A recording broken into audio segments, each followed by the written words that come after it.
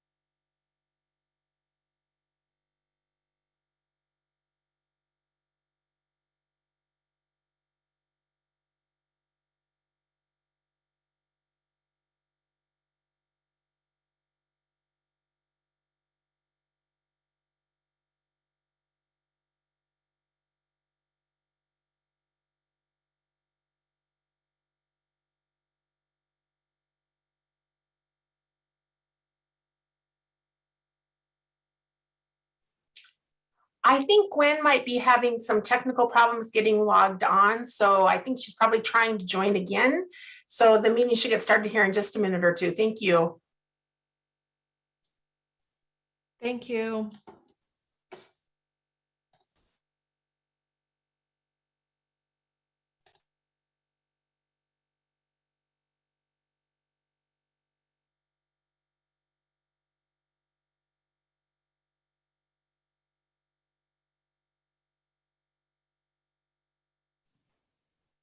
Okay, Lisa, are we ready to start the meeting? Yes, we're all ready to go, Gwen. Thank you. Okay, great. Good afternoon. I'm going to call Administration and Finance Committee of the Missoula City Council to order. It's October 27th, 2021. And if you would please do roll call for attendance. Lisa. All right. Stacy Anderson. Present. Mirta Becerra. Present. John Contos. Here. Heather Harp. Here. Jordan Hess. Present. Gwen Jones. Present. Julie Merritt. Present. Jesse Ramos. Jesse's gone today. He's gone today, yeah. Amber Sherrill. Let's see. I think Amber is here. I see her on our list. Can you hear me? Now we can. Thank you, Oh, Amber. weird. Okay, yeah, I'm here. Okay, thank you. Sandra Vasica.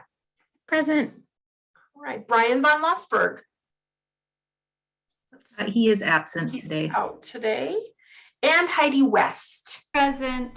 All right, so that's 10 people present and 2 people absent. Great, thank you so much. We have minutes from the October 20th, 2021 meeting. Were there any changes to those minutes? And I actually did have one change. I believe it's on the first page of the minutes. I think the word is not complete, but compete. All right, and that's on the first page you said, Gwen? I think so, yeah. And Okay. if it's not clear, I'll talk to you after the meeting. Sounds great. Okay, thank you. It just kind of changed the entire, yeah. So, okay, other than that, is there any public comment on items? Well, first of all, I'm sorry, any other changes to those minutes? All right, seeing none, those will stand approved. And is there any public comment on items not on the agenda? You need to raise your hand if you want to participate. Seeing no raised hands, we'll go forward with our agenda. Very good. Okay, the first committee item is 3.1, funding recommendation for Affordable Housing Trust Fund Innovation Funding Round and Triannual Affordable Housing Trust Fund update. That's a mouthful. All right, do we have Emily here? Emily Harris Shears, and I'm sure there are other people to present on this also, but Emily, take it away. Thank you. I'm gonna share my screen. Okay, can you see that? Yes. Thanks.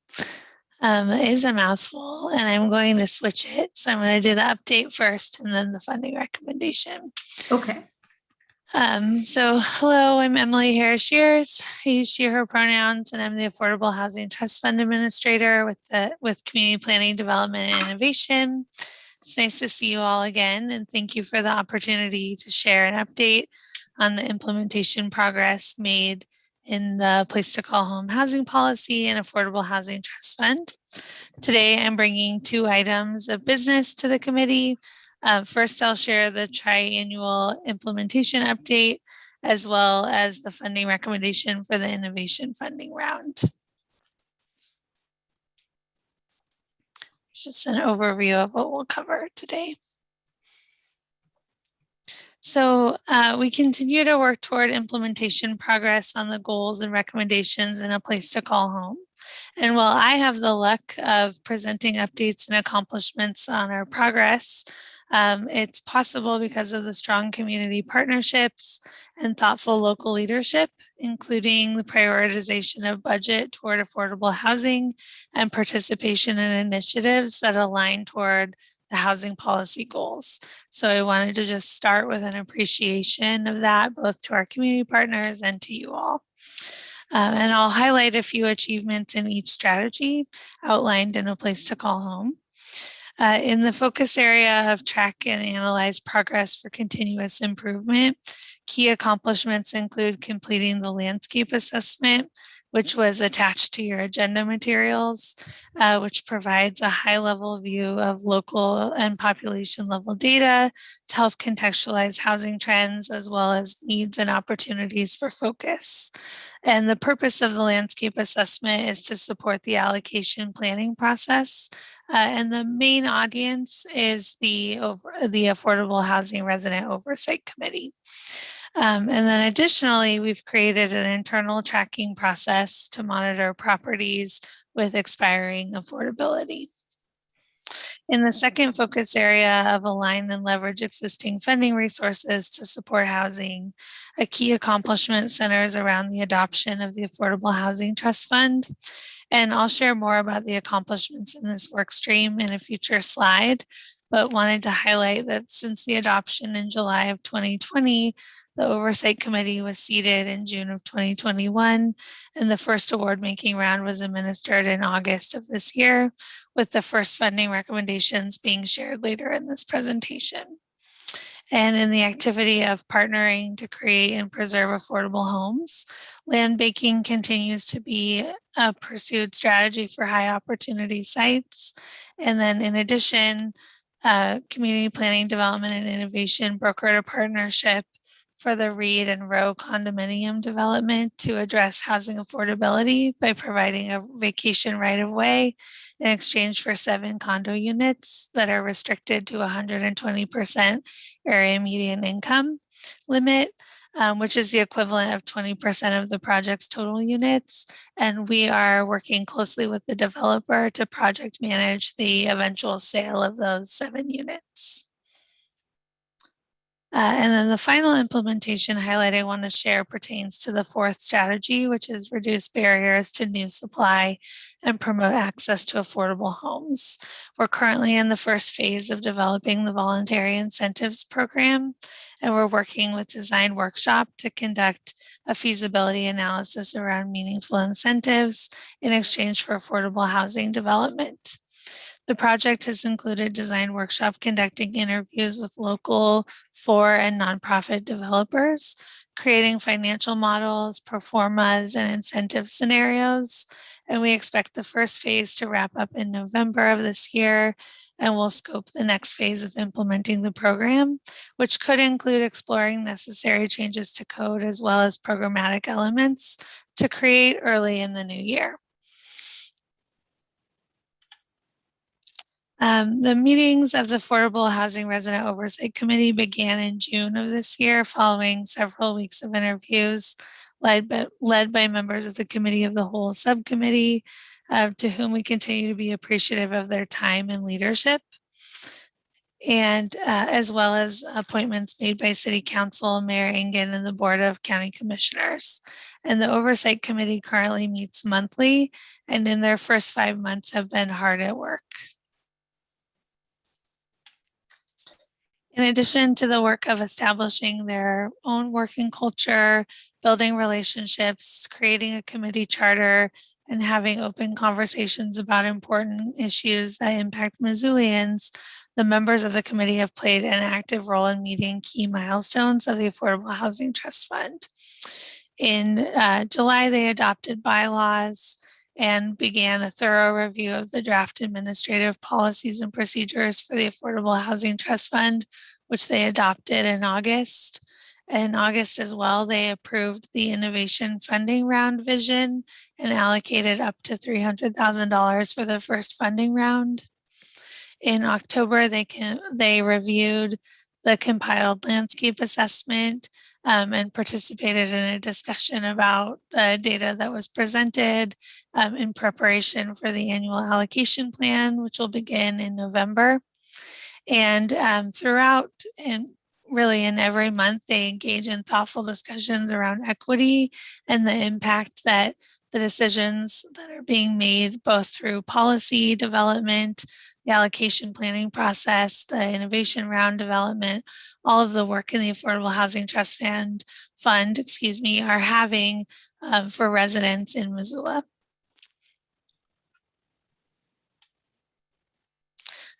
Community engagement has been foundational to A Place to Call Home and the Trust Fund's design and implementation. And I wanted to highlight one example of how we've carried that in the last several months.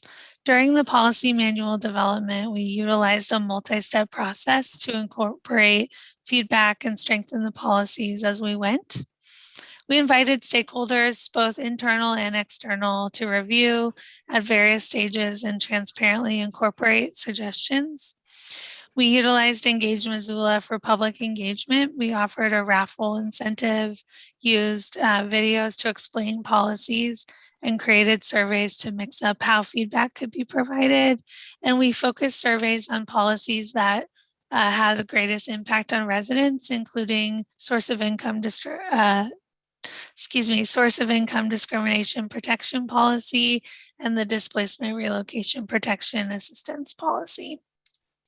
We had a good amount of participation in those surveys, and we utilized the feedback that we received to refine those policies. For fiscal year 2022, the Affordable Housing Trust Fund has a total balance of $3.4 million. We're anticipating the revenue from the Scott Street parcel sale in the spring of 2022. And the ordinance outlines that up to 8% of revenue each year can be directed toward administration of the fund. We plan to carry unspent revenue forward for upcoming fiscal years where revenue is less robust while we're building the capitalization plan in these first 5 years.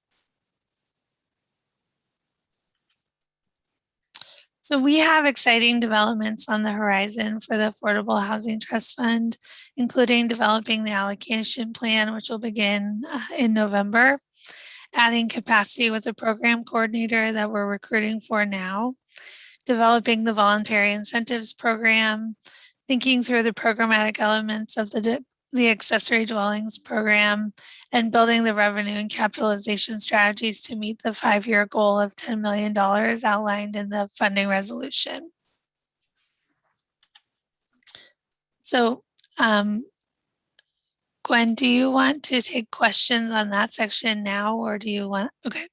Thank you. That was great. And it's just so exciting to see how much you guys have accomplished. You're moving mountains. It's amazing. Yes. Are there any questions from council regarding what she's covered to date? Because a lot, just seating and getting the oversight committee up and running is a huge lift and a critical component of this entire project. And I can't believe how much you've done, Emily. Does anybody have questions? Otherwise, we will have Emily continue on. Okay, you're answering everything before we can even think of it. So go ahead. Okay, thanks. So we're going to shift into the second item of the presentation. And I'd like to introduce the innovation funding round for the recommendations made from the scoring committee. So as background, the innovation round was the first funding round administered by the Affordable Housing Trust Fund. And the innovation round was open from August 23rd through September 24th. The Oversight Committee, the Affordable Housing Resident Oversight Committee, approved the vision and allocated up to $300,000 to be awarded to projects to preserve or increase affordable housing in Missoula. And projects could be from nonprofit or for-profit organizations. We could award funds to new and in-process projects. We were looking forward to awarding grants and loans. And we know that we will also be running in partnership with Community Development Block Grant and Home Investment Partnership Funds, the unified application round in the winter of 2022. So we knew that this innovation round was really kind of a test round to just get started and test some of the policies and procedures that we had just developed. The values of the housing policy centered the innovation round, and the application materials and scoring criteria were created from this values lens of diversity, innovation, collaboration, and achievability. The innovation round provided opportunities to respond to community need now, to test processes with the oversight committee, including setting the reserve balance, or in this case, the allocation amount, and in preparation for the allocation plan, and to refine the application approach as well as test and hone the policies and procedures of the Affordable Housing Trust Fund as needed.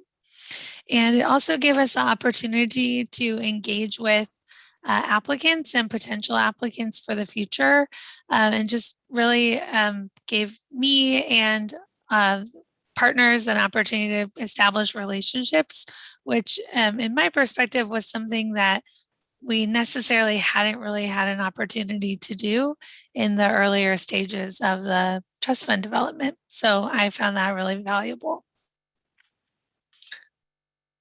So the first round, we've received 3 project proposals, and the total funds requested exceeded the available allocation by $145,250. There were 3 projects which were different in type and scope. One project applied as an acquisition and preservation project, one applied as a construction project, and one applied as a consumer housing services project. All 3 applications were scored using a consistent rubric that was published with the application materials. and an 8-member scoring committee reviewed applications and made recommendations. The scoring committee elevated one project, the United Way's Centralized Housing Solutions Fund, to recommend for funding in this round. And the Centralized Housing Solutions Fund, which is an existing community asset, is a flexible financial assistance fund used to quickly reconnect households to housing solutions and away from the houselessness system in Missoula. The $26,250 grant will support 70 individuals with reconnection to housing.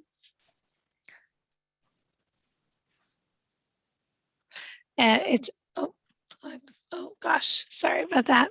And it's estimated that 95% of the people served by the Centralized Housing Solutions Fund have incomes at or below 50% of area median income.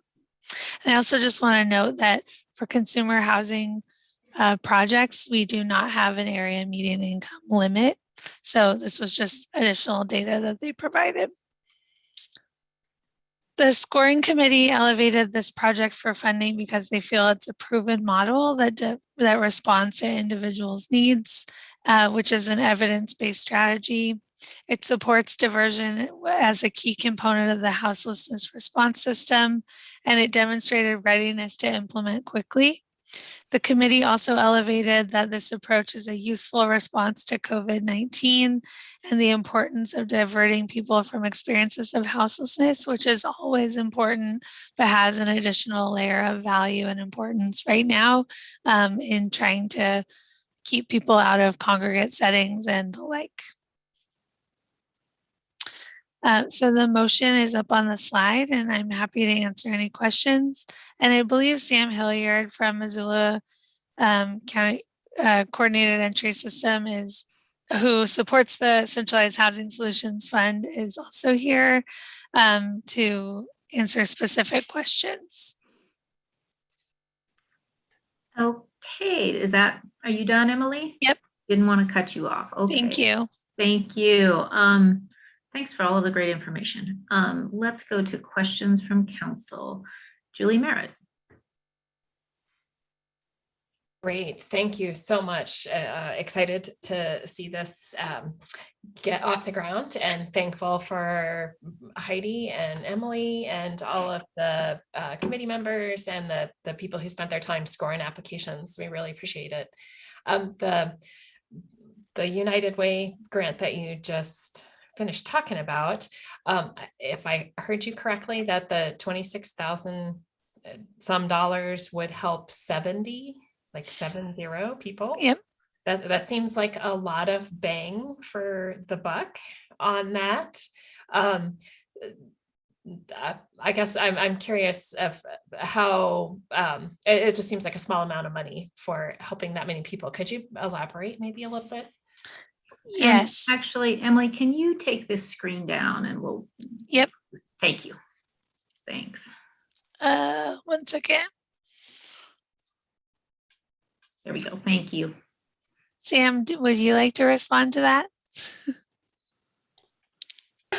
Yeah, sure, I can try. Hi, everyone. My name is Sam Hilliard. Like Emily shared, I use she, her pronouns too, and I am the other half of Reaching Home, working with Emily Armstrong. And I think it's, like that, the number of folks that were able to serve with this money really kind of, the really cool thing about this fund is that it's super flexible. And so some people may need a couple $100 to continue staying with family, for instance, and others may need assistance moving into units. And so I would just say, if I had to estimate like a general amount to keep people in housing situations, it's somewhere between $1,200 and $2,200. And so it's a really cost-effective way to keep people from entering into that system. But it will vary a lot. Thank you. Yeah, I appreciate that. Thanks. Ms. Becerra. There's my unmute button. I just wanted to share a couple of thoughts since I participated in that scoring committee.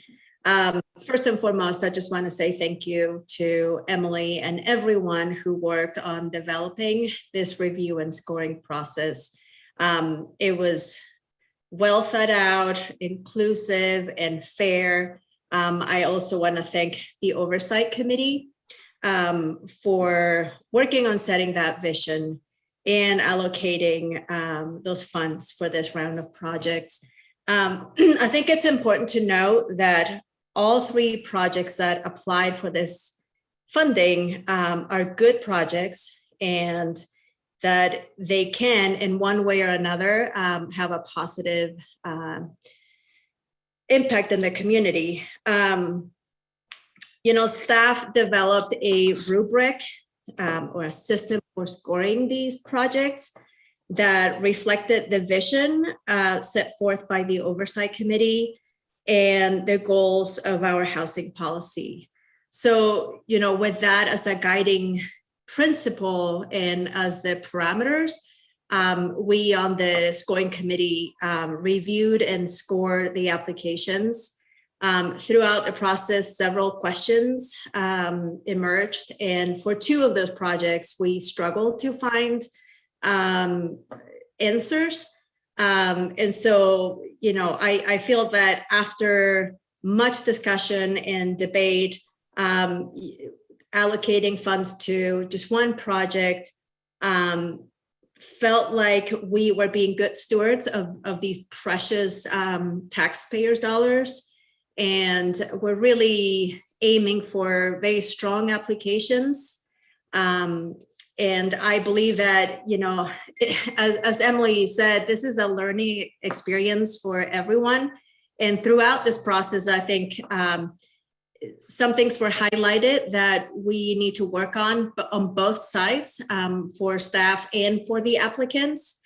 And I believe that, Emily has made contact with everyone to ensure that we can have that open communication and help us tweak the process so that we can better assist everyone in the community who wants to apply for the next round, which I think is going to be here before we know it. So, I really appreciated the thoughtful discussion and the process that got us to where we are today. So thanks for the opportunity. I'm happy to share my side of, or, what the thought process was for that committee, at least from my perspective. Great, thank you. Heather. Thanks. This is an unusual position for me where I oftentimes wear multiple hats, and today is one of those. One is as the executive director of Habitat for Humanity, who did submit an application for this innovation funding round. I'm taking that hat off and wearing solely my city council hat. So when we have an opportunity to invest in our housing crisis in an innovative way, and we only allocate less than 10% of that funding round, it really makes me perplexed as to why we could not innovate from a committee level to allow more projects to happen. And I'm just wondering if you could speak to that in light of the housing crisis that we have. Why can't we get more projects underway, not counting mine, so that we can continue to acquire and preserve the affordable housing or construct that new affordable housing that we need in our community? So Emily, I actually think you've spoken to that already some, and Merita, but Emily, do you want to take that? Sure. Yeah, I appreciate the question. And it was something that we talked about in the discussion a lot. And I'll be frank, struggled with that in the discussion. And we ultimately arrived at, as Councilmember Becerra highlighted, we wanted to ultimately wait and encourage applicants to come back to the unified round because it is right around the corner, and we have opportunity to provide feedback to the applicants who did apply, and also do some outreach and work with other community partners to encourage more applications for the unified round. So that's one part of the answer. I think the other part is in this unified round, we didn't get a lot of applications, potentially because it was fast. We didn't necessarily know we were going to run it. It hinged on whether the policies were adopted in time, and they were. And so we were ready to run it, but we didn't know that we would be. And so I think that, there is a timing to knowing whether you can have a project ready to, propose. And so I think that in the unified round, we have opportunity to be talking to partners now, to be encouraging applications now, and to be doing that legwork to encourage that. And one of the pieces that I feel comforted by is that the balance that we didn't spend or aren't recommending to spend will go into the unified round. And especially with the timing of the Scott Street sale, and we can't allocate that in the unified round because we won't have it yet. We'll have more to allocate in the unified round, and then potentially be able to do a second round when we do have the Scott Street sale. So there's that timing issue too for us. And so just some of those pieces, it feels like there's a lot of pieces to this, but those are some of the factors that I've thought about after the decision was made that I just thought might be helpful to share. I don't know if that answers your question, but Thanks, Emily. Did you have any follow-up, Heather, or? I was just going to say thank you to Emily for the response. Thanks. And Mirta, I see your hand is up. I don't know if you had a question or if you were going to respond to this since you were on the committee. Yeah, I just wanted to add to what Emily said, that, the scoring committee shares the concern about the housing situation that we have in Missoula. And, all of us wanted to put those precious dollars out to be as effective as possible, as soon as possible in the community. But that had to be balanced ultimately with the guiding principles and the vision set forth by the Oversight Committee. And like I said before, I think these are the two projects that did not get funded. It's not because they wouldn't do good in the community. They absolutely could. This was just not the right time for it. I think that with a little bit more preparation, a little bit of tweaking processes, we can see how they could have a meaningful impact on the community. So definitely a sentiment that was shared by everyone on that scoring committee, that, having to balance the fact that we wanted those dollars out doing good now, and being good stewards of those dollars, and being responsible and responsive to both the needs of the community, but also of the vision of the Oversight Committee. Thank you. Amber? Yeah, thanks. And I have some questions that don't relate to this, but just a couple comments about that. I'm assuming that whatever organizations applied both in this round and in the future round are getting feedback on their application and how the scoring went. Emily's yes. So I offered just a first email to let them know, and then I also offered a call with both applicants to go over the decision in more detail. And one applicant has taken me up on that so far, and I hope that the other one does as well. And may I have another question, Gwen? Go ahead. Great. A question, I guess a comment as well. I mean, I do understand the desire to get these out, this money out and spend it and get housing going, right? I mean, this is something that is a problem in our community. I also, don't think that speed is kind of trumps due diligence and making sure that we're spending it strategically and effectively, and the projects are what we need to be doing. And I've not looked at any of the projects, so this is not a commentary on that. But my question about the scoring system, will you throw that back up on the screen? Yes. It will take me a moment because I'm kind of slow at Zoom, Yeah. but No, that's okay. And, then I understand this is a whole new thing and we're kind of trying to figure it out and that we have another round coming. I didn't get to read all that. I wasn't, okay. So I'm just wondering, like, as you're scoring these projects and looking at these, like, and I know that the one we're approving today or talking about today maybe wouldn't fall into this category, but, when we're talking about housing, we're talking about land, we're talking about ownership. I would like to understand like how you guys are looking and weighing like the perpetuity part of it, because, we talk a lot about how do we make sure when all this changes hands that it's still affordable housing. So I'm curious about that piece. And I'm also curious about, if we, in the future, if we're United Way is United Way, right? But which has a long history and, their financials are all up to date and great and everything. So but, in the future, as we're partnering with organizations, how are we kind of, I guess, making sure that they're going to get done what they say they're going to get done, and that how do we kind of have some insurance as we spend public funds that this is going to be done, that they have the capacity to get it done, and that it's going to be, controlled for affordable housing into the future? I mean, I'm just kind of, you don't have to give me an exact scoring system for that. I'm just curious how the committee's thinking about it.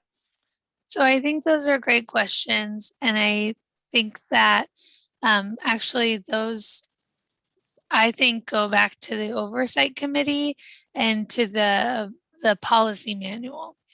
And they're both addressed in the policy manual, both in the, which then translates right into how we do scoring and things like that. But there is our period of affordability policy, and we have language in the policy manual about how we will write our like deeds and things like that to ensure affordability, and that it can be contract specific and those pieces. But I think we address those in our policy manual rather than in the application necessarily. And so that's one place I just wanted to name that we've really kind of named it there and been really intentional about that there. And then also named that in the guidelines of the application, which just directly relates back to the policy manual as well. Okay, great. I think the other, can I just add one more thing? Is that okay? I just thought of one more answer. That also in the application, we also have questions about the applicant's timeliness and their ability to like do the project, I just lost all my words. Darn it. Like their experience doing them previously, and like those are things that we also score and measure as well. And so I think that there are ways that we're assessing for that, both in the application, and then we're expressing those expectations through the policy manual as well. Great, thank you. I just appreciate that clarification. And as we start this kind of new venture into this public funding, thanks. Montana, I saw you had your hand raised. Did you want to address this same question? Yeah, I was going to jump in. Emily, I think you covered it really well. And I was just going to add that in addition to kind of considerations in these scoring criteria in terms of timeliness and readiness and project design, and the administrative policies, we also have been working over the past few years with the city attorney's office to really identify the best tools through and language through our contracting process, and in deed restrictions versus trust indentures and those kind of post-award tools that we use to make sure that we have secured the investment and that we're able to continue to monitor for outcomes and make sure that we have the protections in place to secure the funds. Great, thank you. So I'd just like to point out that I know that Jordan Hess has a world record for the longest motion ever made, but I think Amber Sherrill has a world record for most sub questions included in one question to date. Not to throw that out as a challenge to people, but it was notable. Okay, Heidi West, you're next. So I just wanted to thank Emily and everyone who worked really hard on this. And I just had a quick comment about, I guess, having this soft opening, I'll call it, on the grants process. And I think it's, as someone who writes grants and has worked in affordable housing, I think this was a really great way to roll it out.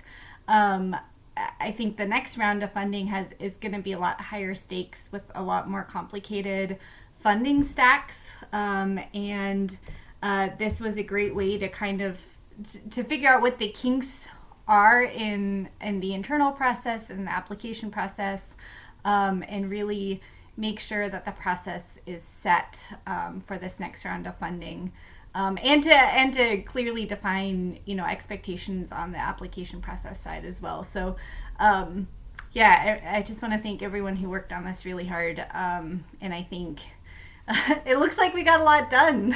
When you go to all the meetings, it doesn't feel like we get a lot accomplished sometimes, but I really appreciate the look back at what has happened in the last year. It's a lot, so thank you.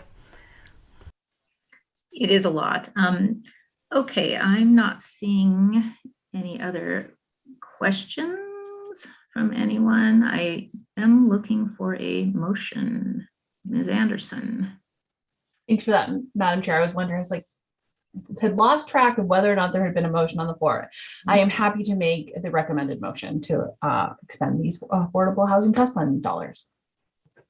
Thank you. I will go to the public to see if there's any public comment on this item. And Ms. Davis, I see your hand raised and you should be able to talk if you unmute yourself. Good afternoon, Chairwoman Jones and members of the committee. I'm assuming that you can hear me. Yes. Thank you for the opportunity to provide comment.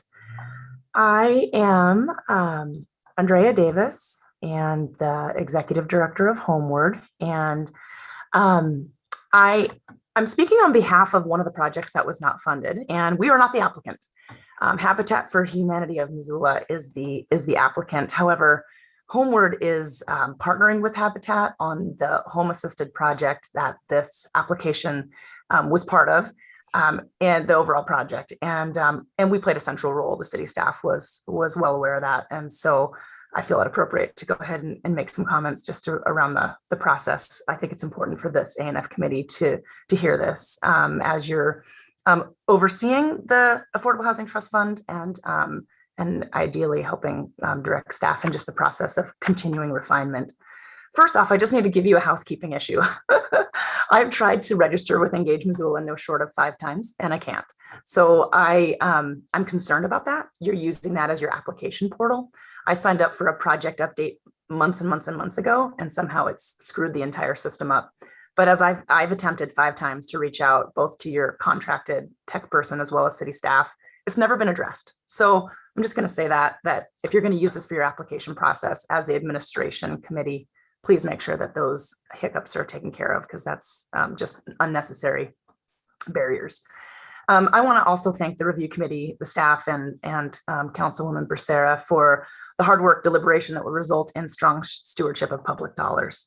I will say that I asked Ms. Harp to provide me with the information that was provided on the decline for our application. And we have received a notice that basically gave some overarching reasons for declining our application. We are the applicant that has the follow-up meeting with Emily Harris-Shears on November 8th. We couldn't find a time before this committee meeting. So unfortunately, we couldn't maybe air some of our concerns or questions before this committee meeting. So I have no choice but to bring those to you today.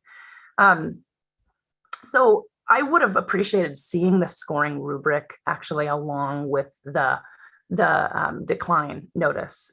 So we didn't understand what our application even scored at or where we scored compared to other applications.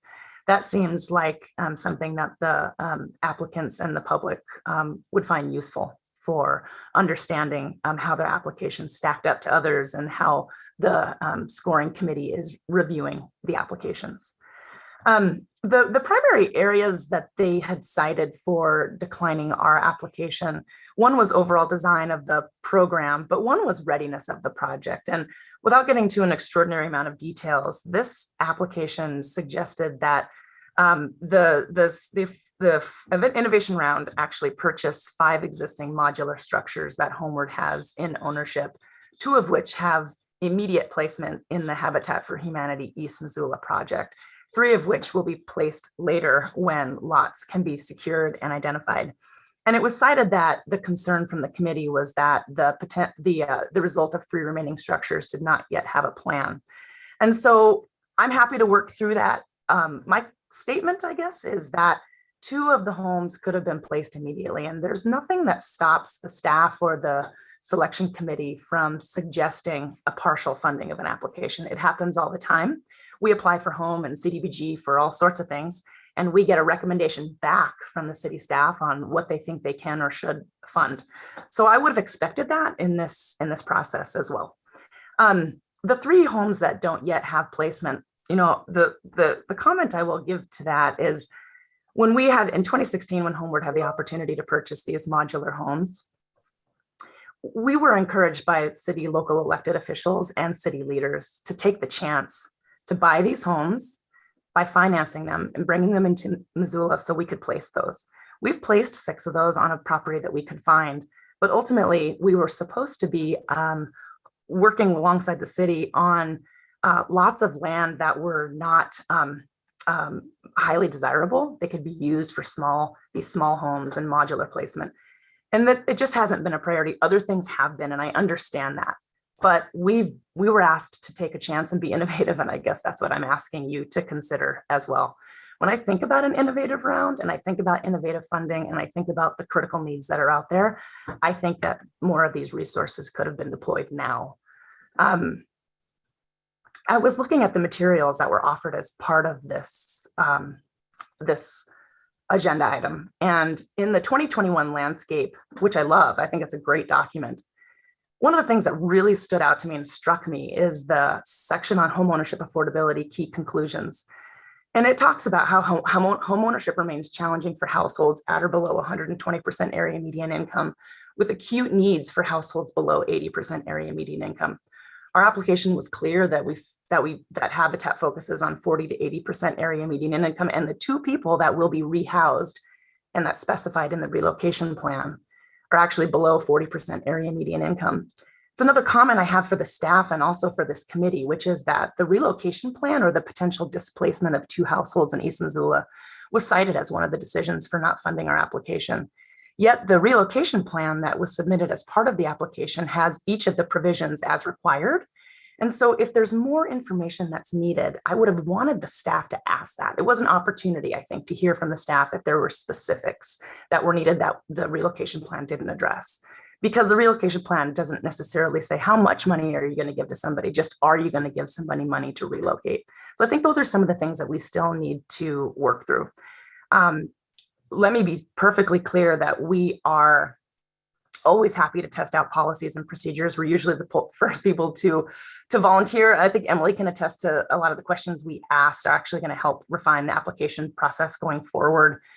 And we support the funding recommendation that's been made. In fact, we're part of the Missoula Home Coalition, and we actually just transferred donor specified funds that we raised for the Missoula Home Coalition to the exact centralized housing fund assistance fund that you're funding through the innovation round today. So we're absolutely supportive of that, but I wouldn't be doing my job if I didn't speak forward about the concerns I have today. And again, I do want to thank everybody that's been involved in the staff for their hard work, and happy to answer any questions you have. Thank you.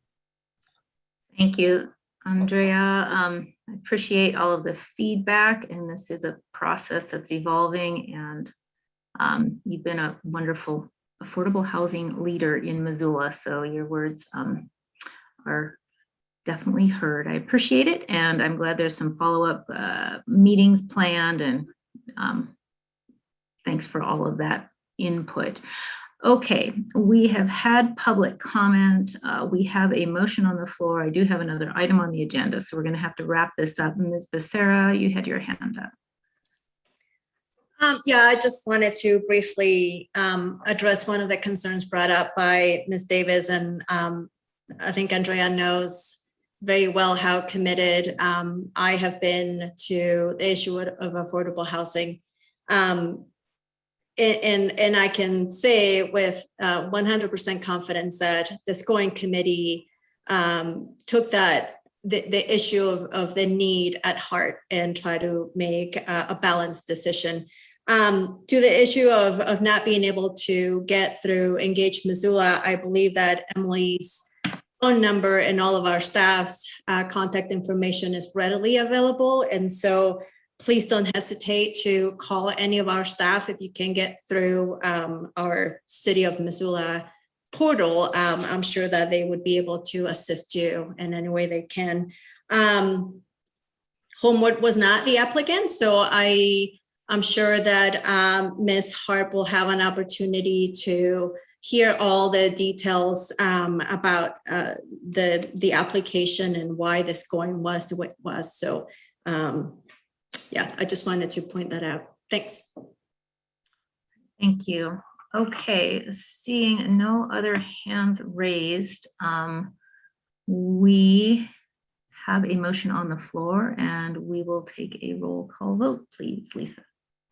Stacy Anderson, Yes. Mirta Becerra, Yes. John Contos, Yes. Heather Harp, I recuse myself from the vote. Jordan Hess, Yes. Gwen Jones, Yes. Julie Merritt, Yes. Amber Sherrill, Yes. Sandra Vasica, Yes. Heidi West. Yes. So that is 9 yeses and 1 abstain vote. Okay, thank you. That can go into the consent agenda then. I appreciate that. Thank you everyone for all of your time and effort on this. And next item. All righty, the next and last item that we have about 10 minutes for is a resolution for first quarter FY 2022 budget amendments, recognizing revenues, appropriate expenditures, and budget transfers not identified in the original budget. And Lee, there you are. Love it when you look up and there's the person on my screen. Okay, Lee Griffin is here to present on this. Thank you, Lee Griffin, City Finance Director. I'll just do a quick little overview since this is our first budget amendment for fiscal year 2022. We tend to bring 4 or 5 budget amendments every fiscal year to City Council because the budget is a living, sort of breathing document, and with timing, things sort of change. We receive new funding, bids come in differently and so forth, and we always bring this forward to City Council for approval. I will share my screen and let folks know what these budget amendments look like today. Can't find the screen share.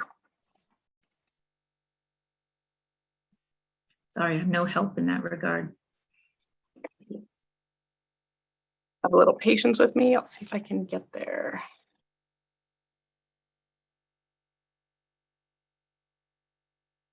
I don't have a screen share option. Oh, there it is. Oh, It was very strange. It was the first time that's happened.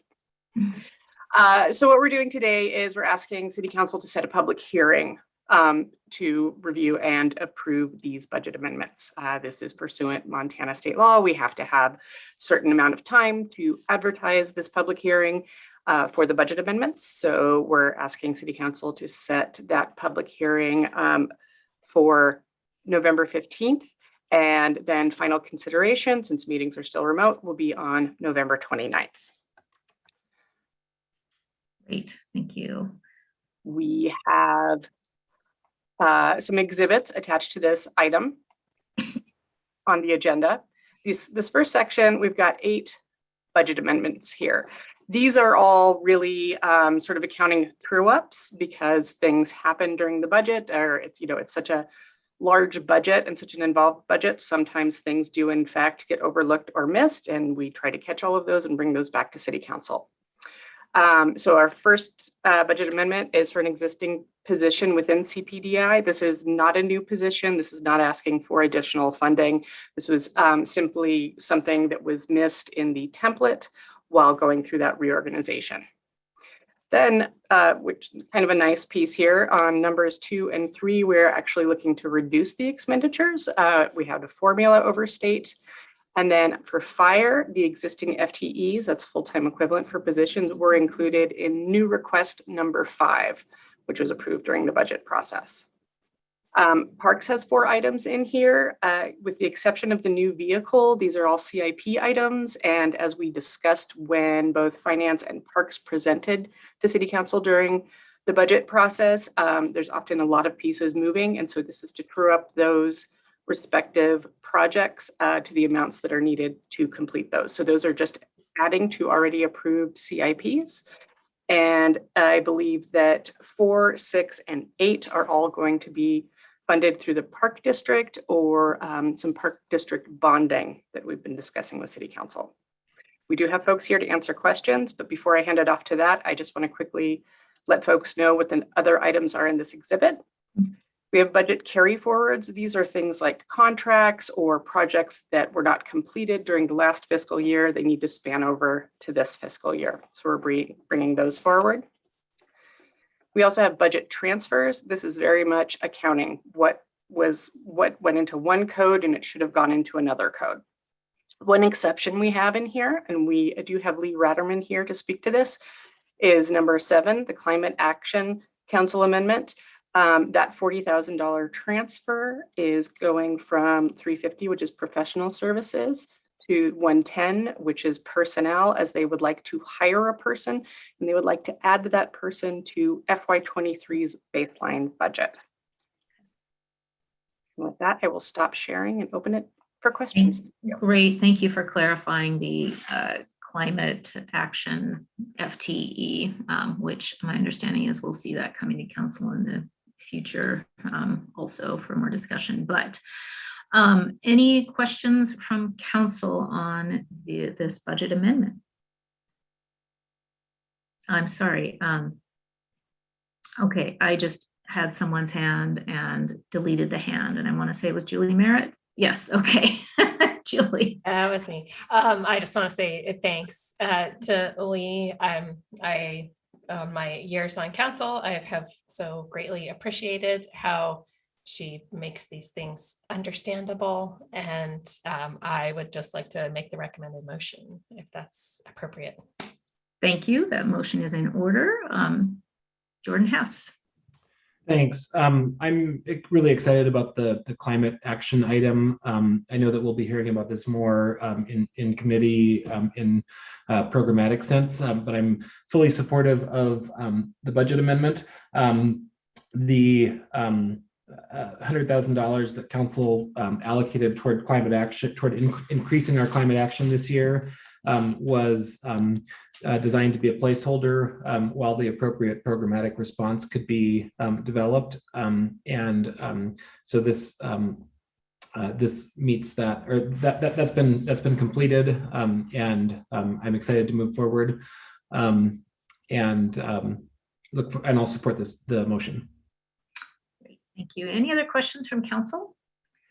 Any public comment from those attending? Okay, and before we go further, I did just want to note that Lee Ratterman was here. I guess I need a little clarity. Lee, are we hearing more about climate action FTE in the future, or is today the day we should be having this discussion? Sorry. I think it's flexible. It sounds like we're ending the meeting, and I'm happy to come back and do another presentation. Okay, are we, well, why don't we take a, you know what, we're all here and we've got a few minutes. So why don't you go ahead and give us an overview, and if we need to have it back in committee, we will discuss it then, but no, go ahead. Sorry if my time management wasn't on spot today, but No, you're Go fine. ahead. I will cruise through this and I'm happy to come back and clarify to anybody that needs any kind of additional information. But just to say, the city has adopted some very significant overarching climate action goals. Each one in itself is a huge, could be 5 to 10 full-time people in and of itself. And so we have a lot of goals. We have 100% clean electricity, municipal operations, carbon neutrality, zero waste, community-wide carbon neutrality, and then also looking at climate-ready Missoula. This list is kind of some of our immediate priorities, which are all, again, big bullet points in and of themselves. And so they kind of lead back up into those overarching priorities. But essentially, we're really working hard to do some meaningful, innovative, action-oriented climate action work in the city and then within the community as well. But we do have some significant gaps. So we have currently one program specialist, which is myself. We have a program coordinator, and that's it. Those are the two of us trying to do all of this work. And so we've identified some significant gaps in capacity in order to kind of really have effective work in this arena. And so essentially we are missing energy expertise at the city. So we rely really heavily on our county partners and our community partners to carry the energy piece of this work. The rest are kind of capacity pieces. So statewide leadership, statewide coalition building, innovation, resilience. Those are all areas that we've identified as a need for the city to work on, but we just really don't have the capacity between the two current staff to work on those things. As Jordan mentioned, there is this $100,000 capacity building funding that was awarded by council this year. So we're proposing using just a portion of that funding to hire a new FTE clean energy specialist in this fiscal year. We're still kind of working through what the remaining funding will be used for, but likely, it will stick with that kind of capacity building, and it will help us further some of our initiatives that city staff doesn't really have time or expertise to work on. So that could be things like statewide advocacy, working on our clean energy initiatives throughout the state and with Northwestern Energy. Could look like creating a water utility roadmap to carbon neutrality, working with communications firms to help tell the stories of climate action and all that the city has accomplished. So those, aren't set in stone, but just some ideas that we have been discussing and to use the rest of the funding. These are a lot of words. This is what we're recommending for a new position. So essentially, this new position will take the 100% clean electricity purview and really just stick in that lane. And so that lane includes all of the things we mentioned before. It fits into most of the city's goals. It would work on the statewide piece. It would be able to work with our community partners to accomplish all of the things that we've stated and adopted as a city in our clean electricity efforts. With this position, that would kind of free up a lot of my time and capacity as a staff member to really focus in on our municipal climate action plan, to focus in on our zero waste goals, and then really to kind of initiate and start the resiliency work that is needed at the city as well. And so that's not just, we're currently working on mitigating carbon and stopping the emissions associated with the city and our community, but we're not really doing a great job yet of looking forward and planning for the future and planning for what we know is going to happen in terms of climate effects. And so that would really free me up to really take on a lot more meaningful work and implement a lot more of the strategies that we've identified already as a city. So as Lee mentioned before, we are proposing to transfer $40,000 and then recognizing that we will be rolling the request for future staffing budget into the baseline budget for next year. And that's it. Thank you. And that was a lot of awesome information. And Jordan, I'm going to borrow a few minutes from land use and planning with your permission. Yeah, that's fine. Okay, thank you. So thank you, Lee. Sorry, my time mismanagement today was, sorry, that was a problem, but thank you for all of this great information. I did want to say, just for clarification, this summer, there was a lot of time and energy spent on modifying the city budget to get that 100,000 in for more capacity in our climate action efforts. And there was great appetite for an FTE, but frankly, we just didn't have everything in order. And not only was it allocating money, but you've got to have the plan for the FTE and how that FTE will work into the work plan, what their responsibilities will be. And it just needed some more time to be seasoned and to work through it and analyze it. And I really appreciate that the effort was made to push it over the finish line. Even though we finished up the budget in August, it's October, and now we're just kind of finalizing this in my mind. So we just wanted to create that context for everyone. So were there any questions for Lee on this matter? Well, we've got two Lees. Any questions for either of the Lees? Seeing none, we have a motion on the floor, and I appreciate the Lee Ratterman highlighting all of this information regarding the climate action FTE.